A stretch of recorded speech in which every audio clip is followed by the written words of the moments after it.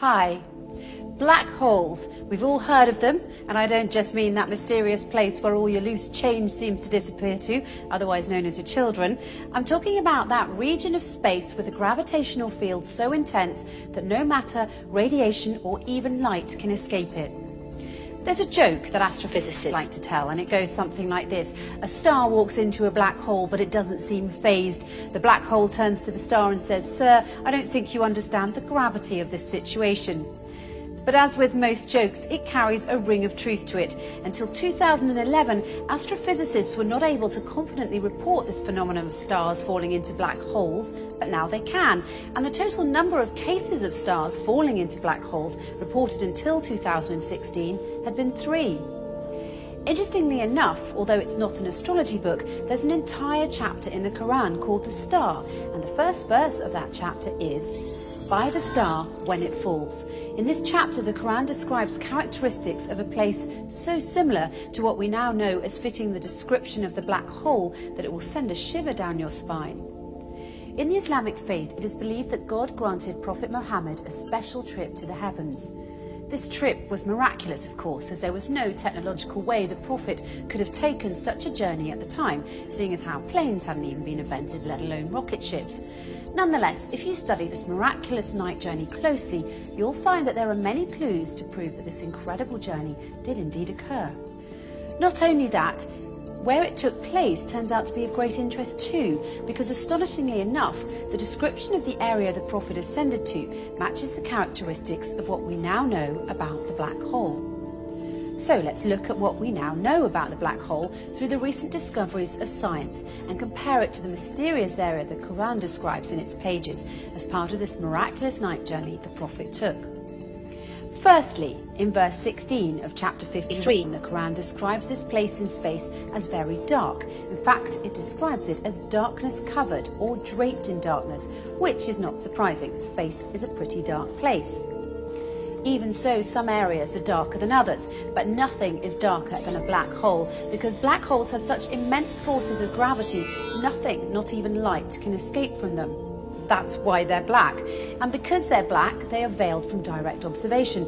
They nevertheless reveal themselves indirectly, as scientists have special tools that can help them see how stars that are very close to black holes act differently than other stars because of the immense force of gravity that black holes have, and this helps them identify the location of black holes. Secondly, according to the Quran, when ordinary people look at this dark area in space, they can't see it directly as their eyes bypass or surpass the boundary of this area, and they only see beyond it or around it. It's almost as if this area behaves as a lens. Science, it turns out, has a term for this. It's called gravitational lens. Let's take a closer look. Normally we think of light travelling in straight beams, but near a black hole, the powerful force of gravity bends and warps rays of light around it, creating a visual imprint on the surrounding material. Astrophysicists have proved that a black hole bends light to act like a cosmic magnifying glass, giving astronomers a view of an even more distant galaxy behind it. And this, my friends, is what we call a gravitational lens. However, the Quran brings our attention to an interesting fact regarding this matter in verse 17 of chapter 53, when it says, "The eyesight of the Prophet Muhammad did not swerve, nor did it pass beyond the boundary. He certainly saw it as one of the greatest signs of his Lord." Could this verse be alluding to the fact that the Prophet Muhammad actually visited the black hole and looked at it directly? Thirdly, the Quran describes this area's shape, wide at the top with sloping sides and a narrow tube at the bottom, almost funnel-shaped. In verse 14 of chapter 53, when it says, "By the finite jujube tree," it is likened to the shape of a jujube tree, which fits the same description as the one I just mentioned. A black hole makes such a deep dent in space-time, and that's why it appears to look like a funnel. Despite the black hole's effects on the movement of matter and its tremendous suction power, the black hole's space-time dent remains hidden behind its event horizon, and it's always surrounded by an area which does not allow light to escape and therefore cannot be directly observed. And fourthly, once again, in verse 14 of chapter 53, by the finite jujube tree, the Quran reveals that this area is finite. So how does this claim stack up with the science?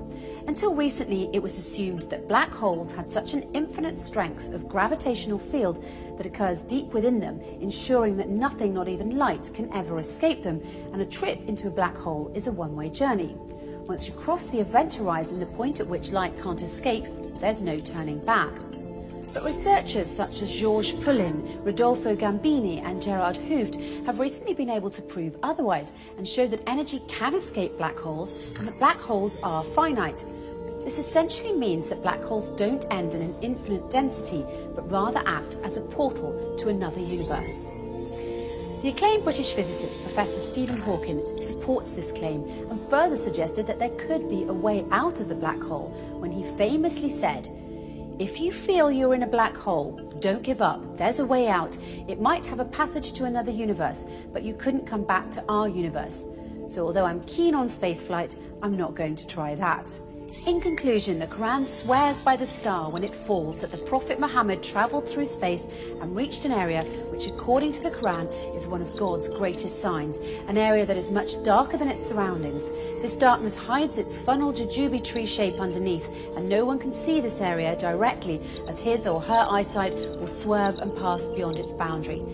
Finally, we're told that this area is finite and a portal to another universe. So it would seem that the Quran and astrophysicists agree, as the way in which the Quran describes this mysterious area matches what we now call the black hole. However, the Quran takes it one step further by asserting that it is, in fact, a portal to heaven, a claim which science has yet to prove. But if past experience is any indication, it's only a matter of time before science catches up to the scientific miracles already contained in the pages of the Quran.